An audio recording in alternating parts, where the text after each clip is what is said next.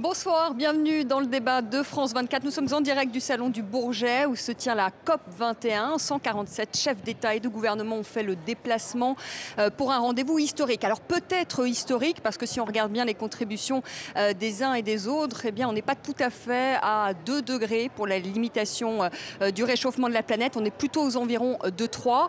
Reste également à savoir si cet accord sera contraignant et à hauteur de combien les pays du Nord sont prêts à s'engager pour les pays du Sud. On va en parler ce soir avec vous, Seyni Nafo, bonsoir. Vous êtes porte-parole du continent africain pour cette COP 21. Merci d'être avec nous. Jean-Louis Borloo, bonsoir. Ancien ministre de l'Environnement, fondateur de Énergie pour l'Afrique.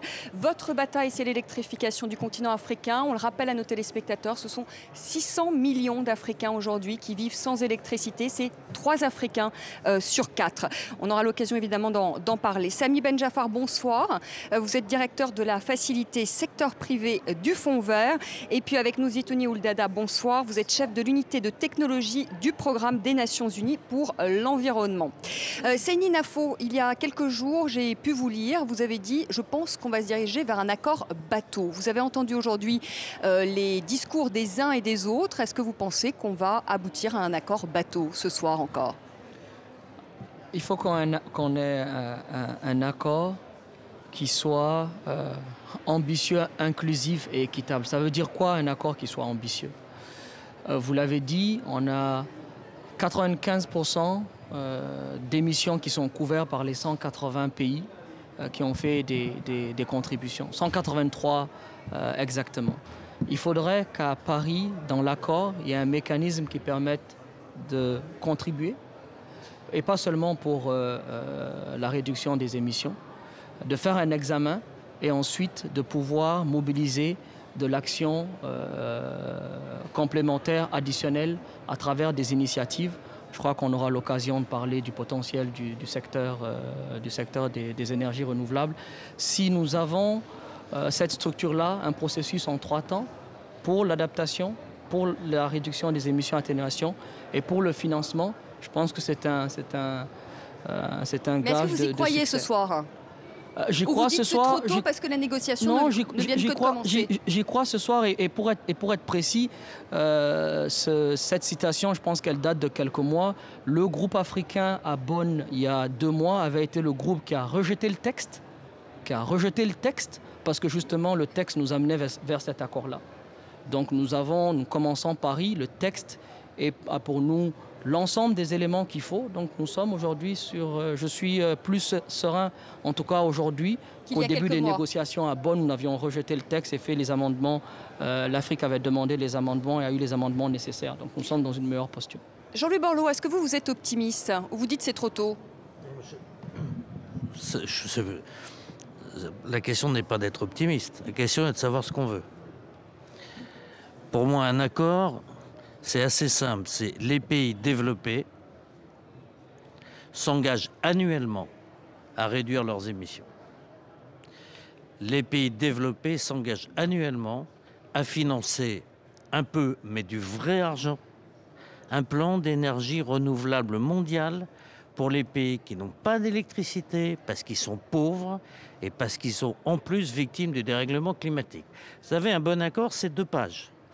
Les émissions, les financements dans un organisme dédié, clairement dédié, qu'on arrive à sortir de la grande emphase des grands chiffres, dont on sait tous qu'ils ne riment à rien, 100 milliards, 64 milliards, tout ça, c'est franchement assez scandaleux. Le besoin pour les pays victimes est moins important, mais du vrai argent. Et je pense que si on ne sort pas de Paris avec un financement clair, sur des objectifs clairs, avec une clé de répartition pays par pays, et une réduction de leur contribution au fur et à mesure des émissions, je pense qu'on va faire de la sémantique, on se retrouve à Marrakech, puis à celle d'après. Voilà, simplifions le débat, simplifions les chiffres, mais du vrai argent. Et vous dites 2 pages et pour l'instant je crois qu'on est à 35 pages. C'est une expression, ce que je veux dire, il faut quelque chose de simple et de robuste. Mais visiblement on n'a pas l'air encore d'y être tout à fait. Sami Ben Jafar, est-ce que vous y croyez aussi à cet accord ici ou est-ce qu'on va rejouer Copenhague? J'y crois et nous n'avons pas le choix. Donc nous réussirons. Le secteur privé, pour s'engager, a besoin de signaux forts et clairs de chez les gouvernements. Mais concrètement, c'est quoi des signaux clairs et forts? Parce qu'aujourd'hui, il y a quand même eu des contributions qui ont été mises sur la table, aujourd'hui ou ces derniers mois, par la Chine, par les États-Unis. C'est quoi des signaux clairs? Qu'est-ce que vous attendez de plus finalement aujourd'hui? C'est des signaux simples, un accord où le rôle de chaque pays ainsi que les rôles des contributeurs est très bien défini. Une fois que cela est fait, le secteur privé prendra signal que c'est un marché où il faudra investir. Ça veut dire un prix du carbone. Le seul signal opérationnel qui fait qu'on choisit d'investir dans une économie décarbonée plutôt que carbonée, ça s'appelle donner un prix au carbone. Ou alors vous avez une autre idée? Non, je ne crois pas qu'on doit donner un prix au carbone. Alors qu'est-ce qu'on donne comme signal, à part des phrases, à part des déclarations qui vont partir à l'ONU, qui vont être rangées dans un bureau? À part ça, c'est quoi? Moi je suis d'accord avec vous. C'est quoi un signal clair donné au marché? Est-ce que vous pouvez répondre? Visiblement, vous avez quelques difficultés là. C'est une info. Et puis ensuite, je vous donne la parole, Zitouni Ouldada. Vous allez réagir. C'est pas venir à l'aide de mon ami Sami. Un signal fort pour l'Afrique, en tout cas, c'est clair. Un signal fort pour l'Afrique, c'est clair. Un signal fort, c'est clair. Et demain matin, je pense que ça va être très clair. Enfin, encore plus clair. Les chefs d'État africains se sont engagés il y a 6 mois dans le cadre d'une initiative africaine sur le développement des énergies renouvelables, à une cible à 10 gigawatts dans les 5 prochaines années. Ça ne dit rien quand on dit 10 gigawatts, mais c'est une multiplication par 2 de la vitesse à laquelle on déploie des énergies renouvelables. Et une cible de 300 gigas à l'horizon, au moins 300 gigas à l'horizon 2030. L'accès universel à l'énergie, c'est possible dans les 10 prochaines années. Les chefs d'État africains sont prêts, les mécanismes, on peut mettre cela en place. Et demain, il y a un sommet climat pour l'Afrique, où cette question va être mise sur la table clairement. Le ministre Borloo parlait de mécanismes de financement clairs, d'engagement clairs. Et moi, je suis très heureux que tous les chefs d'État, enfin une grande partie des chefs d'État africains soient là. Et demain, nous allons voir. Moi, ma COP, c'est demain que les choses se jouent, parce que demain, c'est le jour de vérité. Ouais, on va en parler tout à l'heure, justement, de cette aide des pays du Nord aux pays du Sud. Zitouni Ouldada, est-ce que le changement de méthode aujourd'hui, c'est-à-dire le fait que les chefs d'État et de gouvernement arrivent dès le premier jour, est-ce que ça peut changer justement la donne, selon vous? Parce qu'on n'a pas arrêté de dire, mais là, ils viennent dès le premier jour, donc ça va donner une impulsion. Est-ce que vous y croyez? Jean-Luc Borloo, il a l'air plutôt sceptique. Vous disiez tout à l'heure qu'il faut des signaux. Un signal financier, c'est important, c'est sûr. Le fait de changer cette méthode et de voir les chefs d'État qui sont venus dès le début, le but, c'est de donner justement un coup de force pour les négociations, un signal politique pour dire voilà, on est tous concernés, on veut aboutir à un accord. La volonté politique, c'est très important. Donc il faut la voir, c'est un bon départ. On ne peut pas vraiment juger maintenant, il faut attendre, il faut donner le temps aux négociations, aux discussions. Il y a plusieurs sujets abordés. Pardonnez-moi, mais qu'est-ce qu'on peut attendre de plus que ce qui a été dit jusqu'à présent, c'est-à-dire les contributions des uns et des autres? On va rentrer dans les détails. On va rentrer dans les détails. Mais on va rentrer dans les détails. On parlait tout à l'heure de l'atténuation. Alors l'atténuation, ce n'est pas le seul sujet abordé ici. Il y a l'adaptation. La plupart des pays pauvres, pour eux, ce qui est important, c'est l'adaptation. Ce n'est pas l'atténuation. Donc pour eux, c'est un sujet qui est important. Le financement, c'est important. Le transfert des technologies, il y a plusieurs sujets. Mais il faut aussi signaler autre chose, c'est que Paris, ce ne sera pas la fin. C'est juste le départ.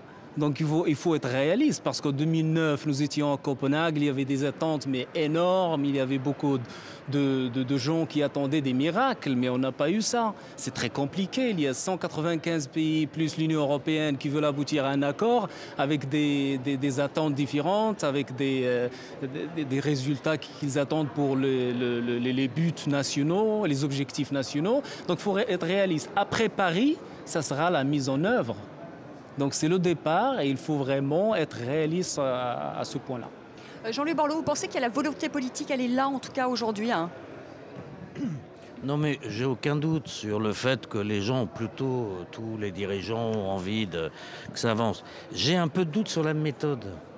On a juste le droit de se le dire entre nous. Je pense que les émetteurs, c'est 10 pays. Pays ou groupe de pays. Je prends l'Europe comme un pays. Et les victimes, c'est un continent et 15 autres. C'est assez simple, c'est du financement, par subvention. Et pas par financement du privé ou des crédits, des emprunts, même concessionnels, parce qu'ils n'ont pas la base pour l'utiliser. Ils n'ont pas la base. Donc c'est de la subvention. Alors ça se décide à 10 donateurs. Hein. Puis après, comment eux l'utilisent et le gèrent, eux-mêmes.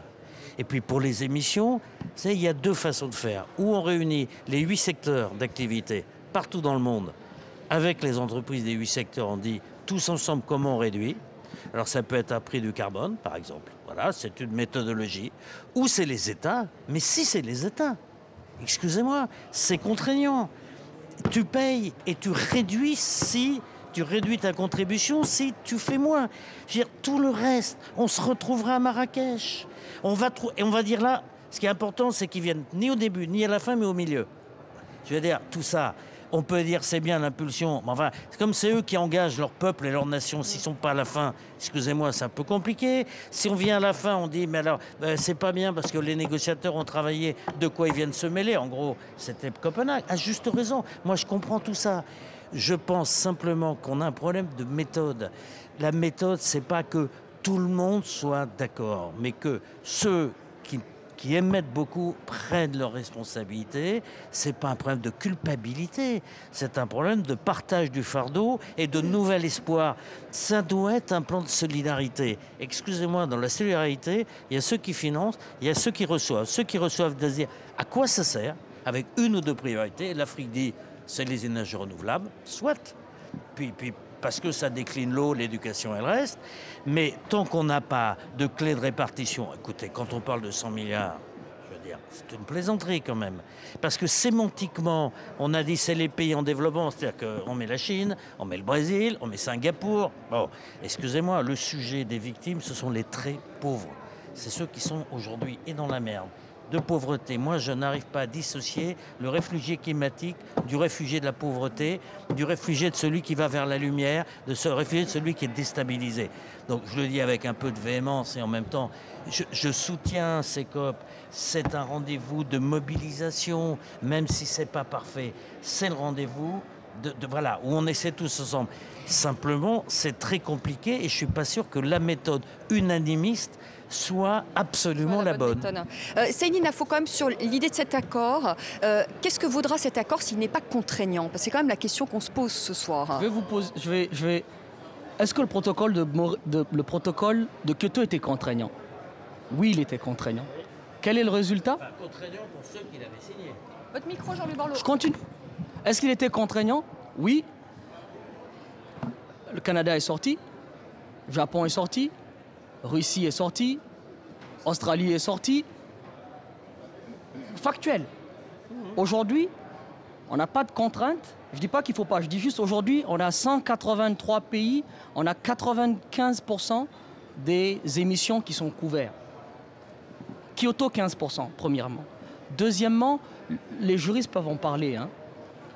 Dès le départ, ce n'est pas nouveau. J'entends il n'y a pas longtemps que les États-Unis ne veulent pas un accord contraignant, ou que les États-Unis ne voudraient pas des éléments. Aujourd'hui, il n'a pas parlé d'accord contraignant. C'est très clair. Et John Kerry n'en avait pas parlé. Enfin, il avait carrément dit lui, je ne veux pas d'accord contraignant. Les Américains étaient clairs. Oui, il a dit justement qu'ils ne voulaient pas d'accord contraignant. Les Américains étaient clairs parce que je pense que il y a des éléments. Paris, c'est un paquet.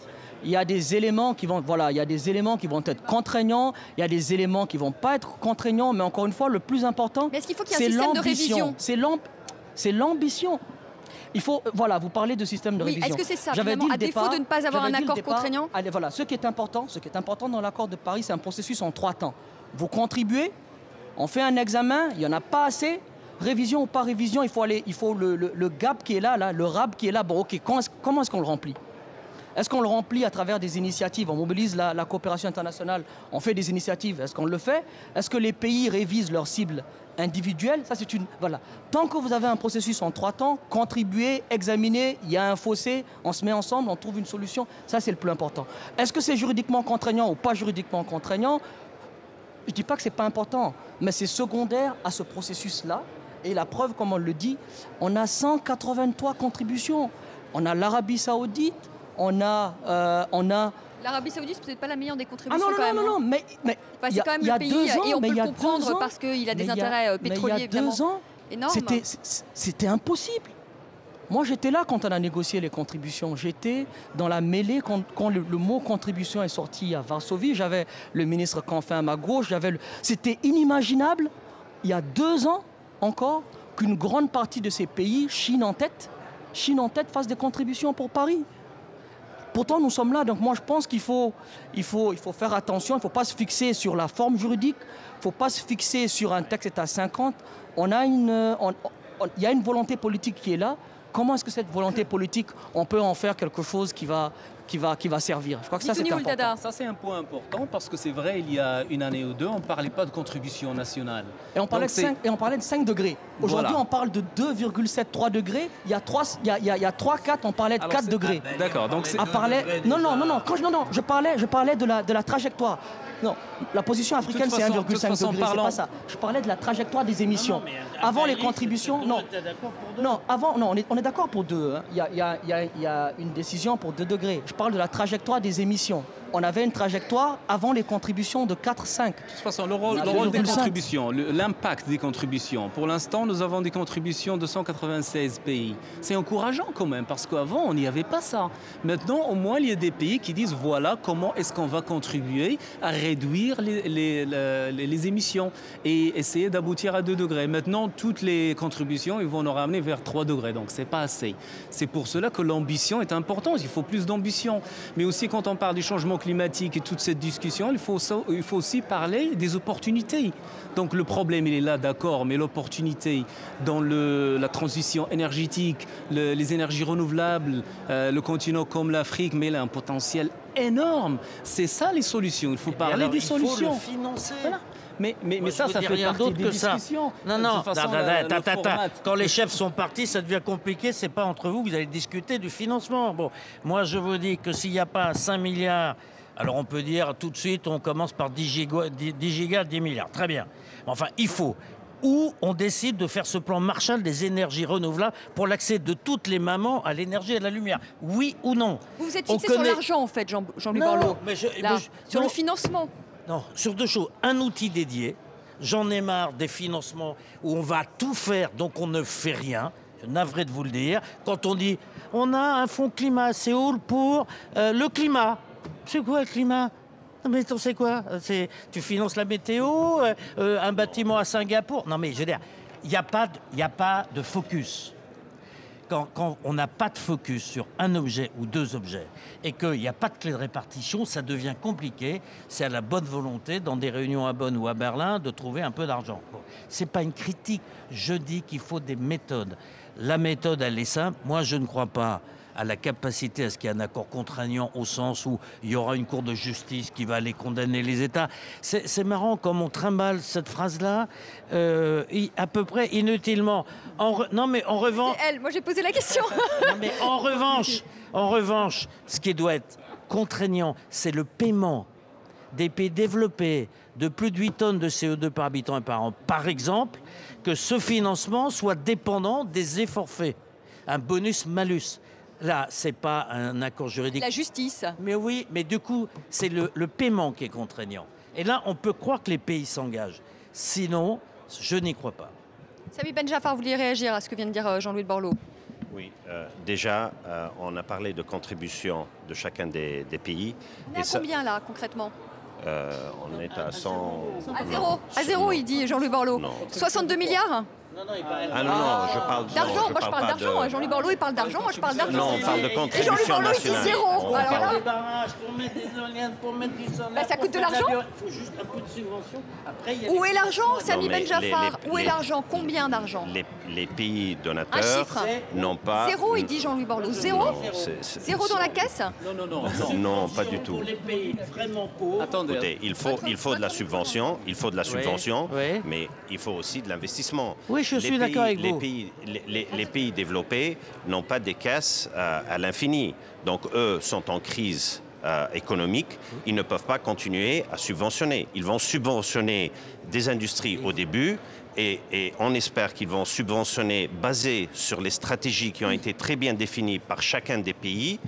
Et ces stratégies-là, c'est un signal très fort, pas carbon pricing, mais des stratégies très bien définies qui voudraient dire que si on dit qu'on va développer l'énergie, on a besoin de textes juridiques qui suivent, on a besoin d'un cadre juridique, et là, l'argent du privé va suivre. Dire que ces pays en voie de développement n'ont pas d'industrie, n'ont pas de base pour absorber de l'investissement, je crois que c'est un peu stretched. Je suis en total, m'en veuillez pas, mais on est là, voilà, il faut se dire les choses.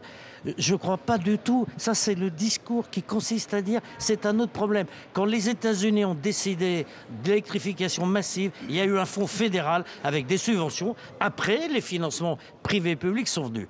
Quand la Russie l'a fait, il y a eu. Quand la Chine l'a fait, il y a eu. Quand la France l'a fait, je ne vous parle pas de financer un projet. Je vous parle de l'électrification massive. Il y a des endroits où ce n'est pas rentable, où le pouvoir d'achat ne permet pas de rentabiliser. La question est de savoir si nous, communauté internationale, on décide de donner un vrai coup de main, cette fois-ci, en l'appuyant sur le CO2, par exemple.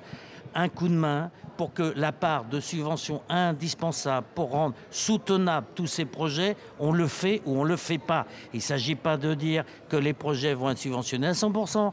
Il s'agit de dire que pour que ça soit soutenable, en fait, des projets, vous en avez partout en Afrique, en Haïti, au Népal, au Yémen. Vous avez des liquidités mondiales partout, privées et publiques. Il manque pour matcher, selon les projets, entre 5 et 30%. Est-ce que, oui ou non, en énergie renouvelable, où tout le monde dit que c'est quand même la solution de l'économie décarbonée.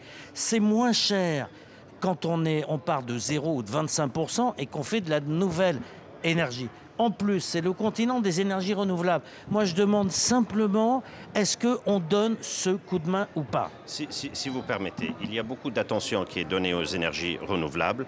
En Afrique, oui, il faut donner ce coup de main. En Afrique, oui, il faut mettre cette base. Mais il n'y a pas que l'énergie renouvelable. De un, le focus qui doit être donné, c'est chaque pays qui doit nous dire c'est quoi son focus point. Ce n'est pas à nous de dicter. Et de deux, l'efficacité énergétique a été identifiée comme ayant un plus grand gap financier que l'énergie renouvelable. Et donc, il faut du focus sur l'efficacité énergétique, pas nécessairement en Afrique, mais en Amérique latine et en Asie. Juste un mot, après je m'en vais, je vous laisse. Ah non, vous partez pas. Hein. Non, mais il vaut mieux. Vous allez rester. Non, écoutez-moi une seconde. Ce que vous venez de dire sur c'est mieux, l'efficacité énergétique, ça c'est pour les pays développés, monsieur. C'est vrai qu'aux États-Unis, on est à 20 tonnes par habitant et par an. Oui, c'est vrai.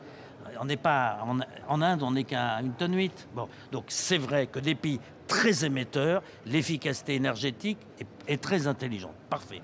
On ne parle pas de ça, monsieur. Non, mais même dans les pays en voie de développement, et surtout dans les pays en voie de développement, parce que leur industrie est aujourd'hui taxée à cause d'une surconsommation d'électricité par produit, par unité de production. Au Mexique, c'est super important. Est-ce qu'on donne le coup de main ou pas? Est-ce que les États-Unis disent, nous on finance ou pas l'Afrique? Voilà. Bien sûr. Alors, Zitouni Ouldada, justement, on en est où au niveau des financements aujourd'hui? Concrètement, on nous parle de 62 milliards de dollars. Est-ce que cet argent, est-ce qu'il est dans la cagnotte aujourd'hui? Est-ce que ce sont encore des promesses de dons? Et puis on peut dire n'importe quoi autour de la table. Moi, je donne 10 milliards, c'est pas moi, 5. c'est pas des promesses qui sont. Non.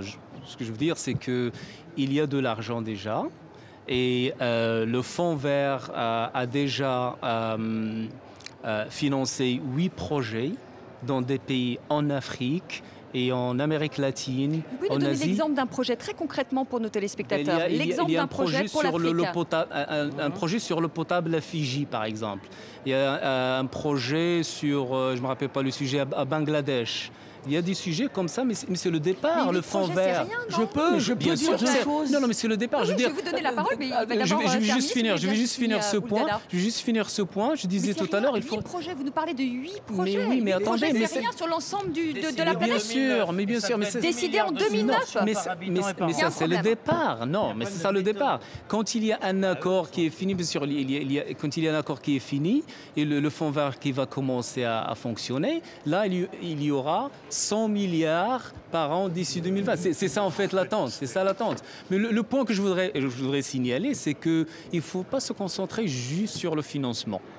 Parce Mais que c'est les important, besoins. parce que moi, si Bien j'entends sûr Jean-Luc que c'est Borloo, c'est important. quand même fondamental. Bien sûr que Et c'est important. C'est mais je voulais- important, si vous avez des projets, il faut quand même qu'il y ait de l'argent, sinon C'est il y a très zéro projet. important. Non, je ne veux pas dire que c'est pas. C'est très important. Mais il y a d'autres sujets aussi qui sont très importants.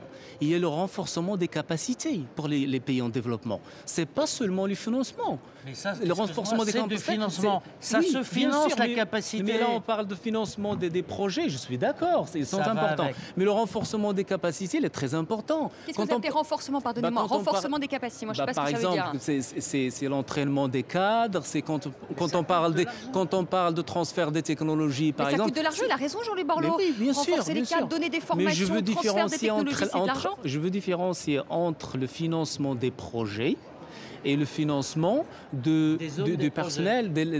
Même c'est important parce que pour l'instant, il y a des projets, on parle de la capacité, de renforcement de capacité qui restent dans les pays en développement. Ce pas des projets qui sont faits de l'étranger et de l'expertise qui vient de l'étranger. mais Donc ça, c'est un point important. Oui, mais je peux me rejoins quand permettre. même Jean-Louis Borloo. Je veux dire, pour financer, pour former des hommes. Jean-Louis Borloo, Oui. vous revenez, s'il vous plaît, vous asseoir. Vous avez votre micro. 10 gigas, 10 Oui, je reviens à ce que disait Jean-Louis Borloo. S'il n'y a pas d'argent, on ne peut pas former des hommes, il ne peut pas y avoir de transfert de technologie, on ne peut rien faire. Personne ne nie Oui, ça. mais vous dites, l'argent, finalement, c'est un problème, mais ce n'est pas le seul problème. Non, j'ai dit c'est pas le Saïni seul point important. J'ai dit c'est pas le seul point important. J'ai pas dit c'est pas le seul problème. C'est pas le Mais est-ce que seul ce n'est pas le important. point fondamental dans le fond bien du sûr, fond? bien sûr, elle est importante. Pas Parce que d'argent, on ne peut d'ailleurs, rien faire. Hein. justement, ça peut même bloquer les négociations. C'est un point important, c'est ce que je veux dire. Mais je voulais juste différencier entre le fait que quand on parle de financement de projets, il ne faut pas oublier les gens. Parce qu'en fait, le problème du changement climatique, c'est le problème du citoyen. Après l'accord, il faut vraiment transmettre cet accord au niveau national, au niveau régional. Qu'est-ce que ça veut dire pour les gens, vous et moi? C'est-à-dire qu'il faut qu'on change nos comportements. Oui, mais est-ce que vous ne pensez pas que là, justement, il y a justement un décalage entre le citoyen qui, lui, est déjà dans ce comportement responsable, entre guillemets, et justement les politiques qui sont à la traîne? Oui, c'est pour cela qu'il faut avoir... Là, c'est peut-être un peu facile de mettre la responsabilité sur le citoyen, alors que lui, non, vous avez raison, parce qu'il il est faut une responsable. Et il se mobilisation. rend compte, et Il les faut gens en une Afrique, Jean-Louis mobilisation. Borloo le disait tout à l'heure, les réfugiés climatiques, les gens qui sont obligés de déplacer, de quitter leur habitation parce qu'il y a trop d'inondations, trop de sécheresse, eux, ils sont face à la réalité. Enfin, il n'y a pas besoin de les convaincre. Bien sûr, mais aussi il faut voir que le changement climatique, ce n'est pas la seule priorité pour tout le monde. Il y a des gens dans des pays pauvres, pour eux, la priorité, c'est l'alimentation, c'est la pauvreté, c'est l'éducation, c'est la santé. Il ne faut pas nier ça. Donc les défis, ce n'est pas seulement le changement climatique. Saïni Nafo. Vous avez posé deux questions. Je ne sais pas si vous voulez qu'on revienne à ces deux questions. Vous avez dit 62 milliards et vous avez dit fonds vert climat. Vous voulez qu'on en parle ou pas? Oui, je veux qu'on en parle. Je veux Parfait. qu'on parle d'argent. Les 62 milliards, ça vient d'où? La présidence française et la présidence péruvienne de la COP ont demandé à l'OCDE de faire un rapport sur l'état de la mobilisation de ces 100 milliards. Donc l'OCDE a fait un rapport et a dit on est à peu près à 62 milliards en 2014. Sur ces 62 milliards, on a à peu près 16% pour l'adaptation, 70% des 62 milliards, c'est du financement public. Je ne vais pas rentrer dans le débat méthodologique de savoir est-ce que c'est vrai, c'est pas vrai, parce que méthodologiquement on peut dire tout ce qu'on veut. Ce qui est important, il y a un enseignement fondamental pour l'Afrique et demain les chefs d'État africains vont avoir ça sur la table quand ils vont aller au sommet climat avec le président Hollande. Parce qu'il y a deux types d'initiatives fondamentales. Il y a des initiatives pour construire la résilience. La résilience, c'est quoi? C'est votre capacité à vous adapter aux impacts du changement climatique. Et ça, c'est de l'adaptation. Donc, dans les financements qui sont en train d'être mobilisés aujourd'hui, la part de l'adaptation, c'est une part qui est minime, à 16% Qu'est-ce à que vous appelez, 18%. pardonnez-moi, Je vais y arriver. ma question. Non, non, mais sur la question de l'adaptation, qu'est-ce que vous appelez Qu'est-ce qu'on demande, l'adaptation? qu'est-ce qu'on demande, Moi, je veux comme je savoir dis, mais concrètement, ça veut dire c'est- quoi le coût pour l'adaptation? C'est quoi? Donnez-moi des exemples. Je vais en donner plein. L'érosion côtière, vous voulez faire des digues, voilà. La désertification, vous voulez planter, vous voulez régénérer. Voilà. Toute la question des céréales qui s'adaptent, toute la question des variétés de céréales qui peuvent s'adapter à la sécheresse, qui peuvent s'adapter à la hausse du taux d'humidité. Tout ça, c'est un ensemble de mesures. Et les pays l'ont défini. Les documents existent, c'est très clair. Donc, c'est pas comme si on parlait... Qu'est-ce qu'on demande pour cette question d'adaptation? C'est qu'on ait une augmentation significative des financements. On est à peu près, donc comme je dis, on est à peu près à 16%, qu'on passe à au moins 30, 40%. Et pour être sûr que ce soit du vrai, qu'on puisse toucher, on passe par des mécanismes qu'on connaît, fonds verts, fonds d'adaptation, fonds pour les PMA. Je prends le fonds vert. Mais alors ça, c'est intéressant ce que vous dites. On a besoin de savoir qu'on touche. Oui, aussi. qu'on touche. Pourquoi? Parce qu'il y a quand même aussi le problème de la corruption sur le continent. Oh non, c'est pas une question de... Non, c'est pas une question de... Non, c'est pas... Non, on va y arriver. Il faut pas qu'on mélange les genres. On va y arriver. On va y arriver.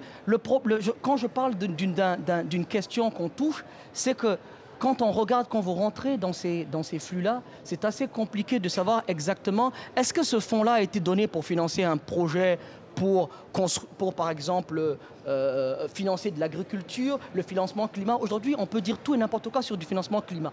On peut dire, on construit un pont, on dit ben, c'est du financement climat. On fait un barrage, c'est du financement climat. Tout est du financement climat. Donc pour être sûr qu'on fasse vraiment du financement climat, il faut que ça vienne des États et il faut que ça passe par des mécanismes que les États maîtrisent. La question du fonds vert, elle est pertinente.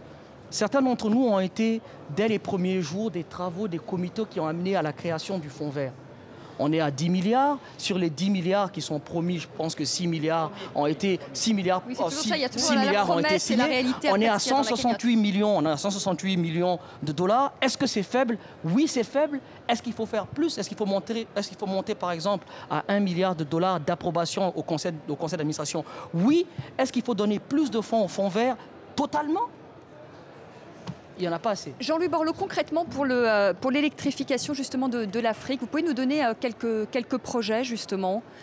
Alors, il y en a dans tous les pays. Il faut quand même me demander l'électrification de l'Afrique, non? Mais oui, il peut parler de la... Il peut parler. Vous n'allez quand même pas vous faire l'émission seule à vous. Je pose la question à Jean-Louis Borloo et ensuite, pardonnez-moi. On a une différence de méthodologie majeure. Moi, je considère que quand un continent d'1 milliard de personnes, les chefs d'État décident à l'unanimité quelle est leur demande. Un fonds spécifique pour les énergies renouvelables en Afrique, piloté par eux, contrôlé par les autres, piloté par eux. Pas à Séoul, piloté par l'Afrique, sur des choix africains. Ça, c'est simple. Et quand le Parlement panafricain, qui représente 54 pays, 1,1 milliard d'habitants, valide à l'unanimité, je trouve stupéfiant que la communauté internationale, brillante, intelligente, qui pense pour eux, considère qu'il ne faut pas faire ça. Voilà. C'est ça qui m'énerve. Par ailleurs, les histoires de 100 milliards, je peux vous raconter comment ça s'est fait. La vérité, il était prévu, c'est moi qui ai rédigé à Copenhague, mais les Zenawi, les 10 milliards de Fast Start, donc vous ne voulez pas me le raconter à moi, cette histoire. Bon, il était dit 10 milliards par an de subventions pour l'Afrique, les petites îles, en montant pérenne, automatique, additionnel et non conditionnel. Vous voulez que je vous raconte la phrase dans toutes les langues, si vous voulez. Bon. Et, disons, on monte progressivement la subvention jusqu'à atteindre 100 milliards privés-publics en 2020. Comme on n'a rien foutu pendant 5 ans, qu'il n'y a pas 10 balles qui est allé, on est allé pour l'Afrique mettre ça à Séoul, comme il ne s'est rien passé, on a juste oublié les 10 milliards par an qu'on n'a pas mis, au compte du mois de mars dernier. Vous savez combien c'était sur le compte en banque? 122 millions de dollars en tout et pour tout. En tout et pour tout. Donc 80% a été naturellement utilisé par les frais de fonctionnement. Alors comme on arrivait à la COP de Paris, non mais c'est ça la réalité. Zeni, je te montre la photocopie. La réalité, je suis conseiller. Alors, je ne veux même pas avoir ce débat. Cette question, je suis d'accord. Pourquoi je dis ça? C'est parce que quand tu ne sais pas sur un focus à quoi c'est affecté. Les pays contributeurs ont l'impression de faire juste de l'aide au développement en plus. Et comme leurs budgets sont contraints, eh bien, il n'y a pas d'augmentation d'aide. On est plutôt, à part l'Angleterre et un ou deux autres, plutôt en réduction. Donc notre désaccord de méthode, c'est pas parce qu'on est en désaccord sur le fond. On n'est pas en désaccord, tu l'as dit. On arrive à avoir des financements que sur des trucs concrets. On n'est pas en désaccord de méthode. Il y a une chose qui est claire. Voilà.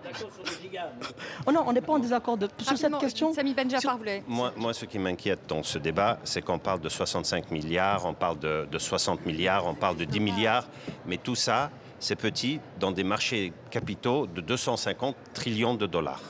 Et nous avons le plus gros problème de l'humanité pour arriver à 2 degrés Celsius et nous avons une part de marché qui est infiniment petite. Donc il faut commencer à prendre les choses au sérieux. On parle d'un gap de 500 milliards. Comment vous expliquez finalement que les pays du Nord ne donnent pas aujourd'hui?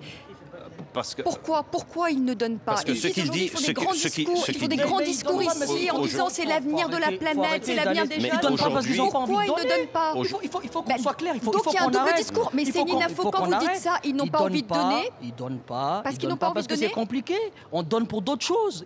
Il y a une chose qui est claire. Donc ils se moquent de nous. Il y a une chose, moi je vais vous dire, il y a une chose qui est claire. Il y a une chose qui... Secteur... pardon. Vas-y, Samy.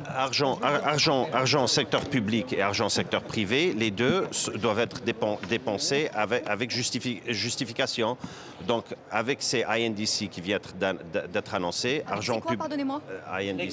C'est les contributions, pardonnez-moi. Qui viennent... C'est la novlangue comme vous. Sinon, vous n'allez pas faire les 15 jours. Donc, qui viennent d'être annoncés, c'est déjà un signal. Et pour les... Il faut avoir un système de marché. Moi, je suis d'accord. OK, il n'y a pas de contribution, c'est le marché. À ce moment-là, on fait comme pour la bourse de Shanghai. Les Chinois le font. On donne un prix au carbone. Votre micro. Si vous ne donnez pas un prix au carbone, vous n'orientez pas le marché. En quoi, dans 10 jours, le marché va être orienté différemment? Quel est le signal prix? En fait, c'est ça dont on parle, le marché. C'est un signal prix. Quel est le signal prix qu'on donne à part un prix au carbone ou quelque chose d'autre? Je vous donne quelque chose d'autre. Allez-y. Les banques centrales peuvent donner un break sur le risque, sur la quantité de risque qui est mesurée quand une banque investit dans le climat. Ça peut être donner une plus faible pondération qu'un autre investissement. Eh ben, on n'est pas sorti de l'auberge, chef. Hein. Pourquoi? Zitouni Ould-Daddah, moi je voudrais qu'on parle aussi des technologies aussi. Est-ce que les pays africains ont accès à la technologie des pays du Nord dans le domaine du solaire, de l'éolien? L'accès à l'énergie... Là, vous commencez... Là, vous vous éparpillez. On va laisser parler Zitouni Ould-Daddah. L'accès aux technologies, oui, bien sûr que ça se fait. Il y a des technologies qui existent déjà. Par exemple, si on prend la technologie des portables, il y a 900 millions de connexions en Afrique, je crois, environ. Donc là, c'est un succès. Et on se demande la question, pourquoi est-ce qu'il y a un succès de ce genre de technologie? Il n'y en a pas dans d'autres technologies. Il faut essayer. Justement, il faut essayer de voir pourquoi ce modèle marche et d'autres modèles ne marchent pas encore. Pourquoi? Parce qu'il y a des barrières. Il y a des barrières. Quelles sont-elles, ces barrières? Par exemple, il y a des barrières politiques.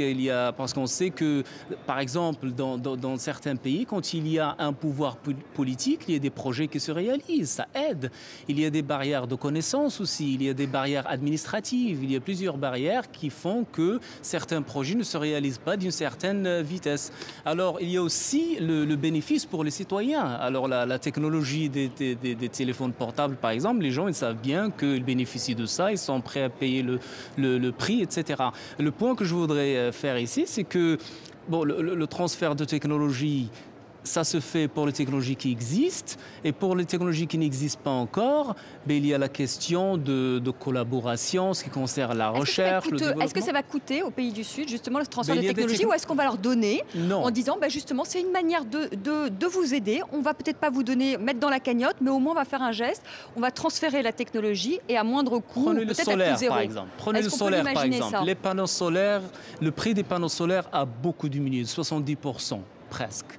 Donc, avant, la technologie était chère, mais maintenant, elle a diminué. Donc, il y a beaucoup de projets qui se font en Afrique parce que la technologie a baissé. Dernièrement, le Maroc, il a annoncé la construction d'une centrale solaire qui deviendra l'une des plus grandes dans le monde. Mais ça, c'est un projet qui est énorme quand même. C'est ça qu'il faut. Il faut des politiques nationales. Le Maroc, il faut dire, est en pointe aussi sur le continent africain. Ce que je voudrais dire, c'est quand il faut savoir une chose. Là, on parle d'un processus multinational. D'accord, et multilatéral aussi. Mais il ne faut pas oublier qu'il y a des responsabilités nationales aussi. Il faut qu'il y ait des politiques qui se font au niveau national pour aider ce problème. Par exemple, là, il y a au moins 170 pays maintenant qui ont des politiques nationales sur les énergies renouvelables, et inclut les pays en développement. Ça, c'est encourageant quand même. Donc, on suit le marché, on suit le coût des technologies, mais il ne faut pas oublier qu'il faut qu'il y ait la fondation, il faut qu'il y ait le renforcement des capacités pour pouvoir avoir ces projets. Parce que même en Afrique, s'il n'y a pas la volonté politique, surtout dans certains pays, on a des barrières quand même à surmonter qui sont difficiles. Est-ce que vous pouvez juste admettre de manière très simple avec moi que quand 45 pays sont dans le même état, c'est peut-être pas de la faute de chacun des États. Je veux dire, c'est trop facile.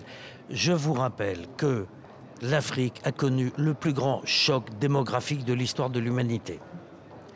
Aux indépendances, c'est 180 millions de personnes. Aujourd'hui, c'est 1,1 milliard.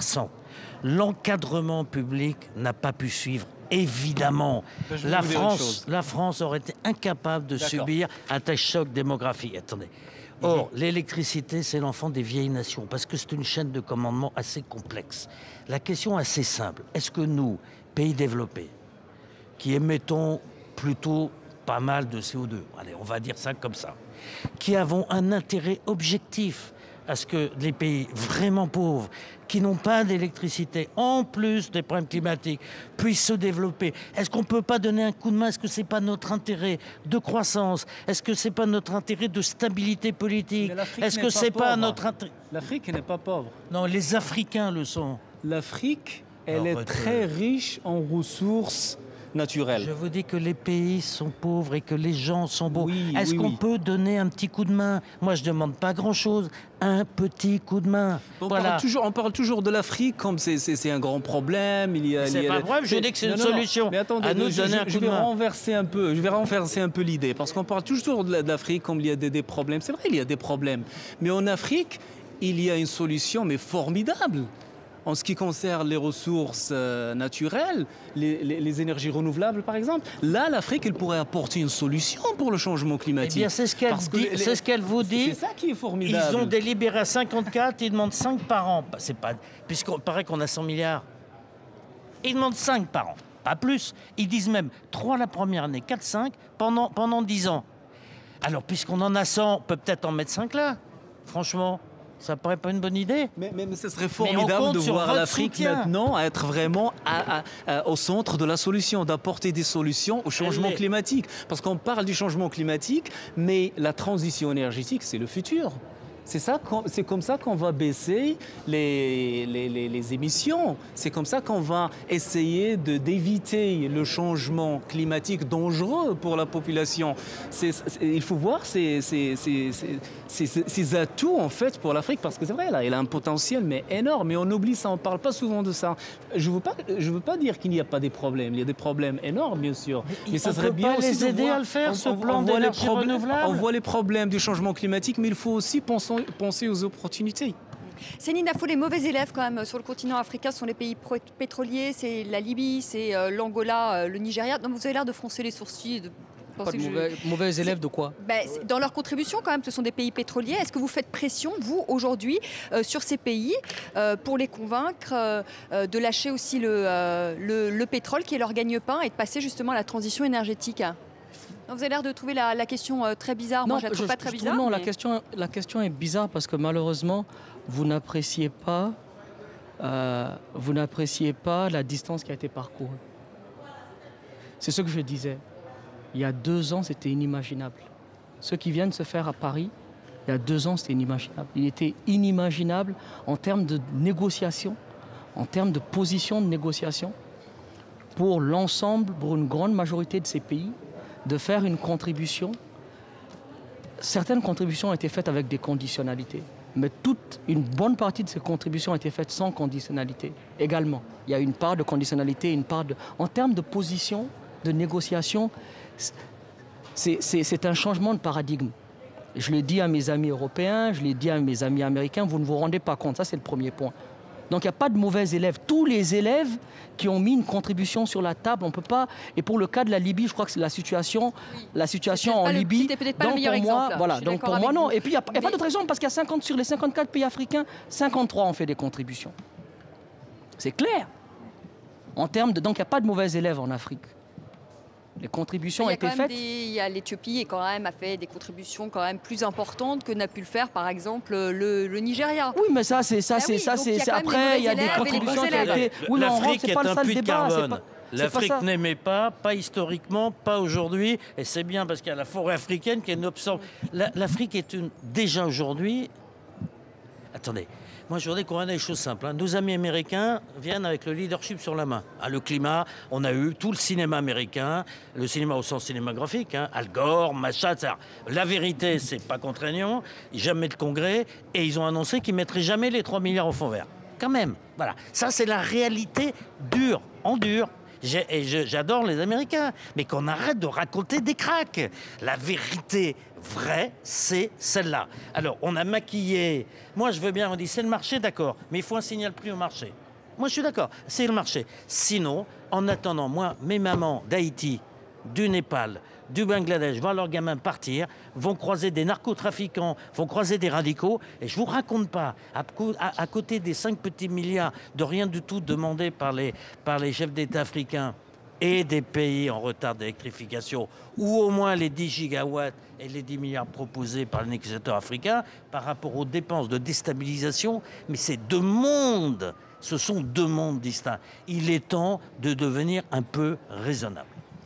Zitouni Ouldada, qu'est-ce qui va se passer maintenant quand même dans les jours qui viennent en termes de négociations Là, on va parler des détails. Je crois que le monsieur là, il va parler sur ça mieux que moi, bien que j'étais négociateur dans le passé. Mais juste pour vous dire que moi, je des formules. On va rentrer dans les détails. Mais il y a une chose on va rentrer dans les détails maintenant. On va parler de tous les volets parce qu'il n'y a pas que je disais tout à l'heure l'atténuation, l'adaptation. Il y a les forêts, il y a les finances, il y a plusieurs sujets. Mais il y a une chose que je voudrais signaler, c'est que il faut pas oublier que les négociations, c'est un processus de négociation qui veut dire qu'on ne peut pas se mettre d'accord sur une chose jusqu'à ce qu'on est d'accord sur tout.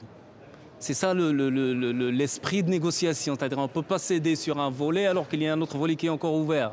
Surtout cette COP de Paris, tout le monde veut aboutir à un accord, donc il faut vraiment comprendre ça parce que c'est très très important. C'est très très important qu'on comprenne ça. La question, c'est de savoir... Votre micro, Jean-Louis Borloo, allez. Non, mais un accord, il y en aura un. Bon, la juste question, c'est de savoir, afin de vouloir un accord, donc toujours à la baisse, finalement, est-ce qu'il y aura un peu d'argent pour les pauvres qui sont victimes du réchauffement climatique? Et est-ce que les pays puissants ou le marché vont avoir un signal? C'est tout. Merci à tous les quatre d'avoir participé à ce débat. Ils étaient un peu indisciplinés parfois. Merci beaucoup, Jean-Louis. Oui, c'est de votre faute, Jean-Louis Borloo. Merci, Jean-Louis Borloo. Merci à vous. Merci à vous de nous avoir suivis. Jean-Louis Borloo, vous êtes devant la caméra, là. Voilà, bonsoir. Merci beaucoup. Tout de suite, le journal sur France 24. Très belle soirée.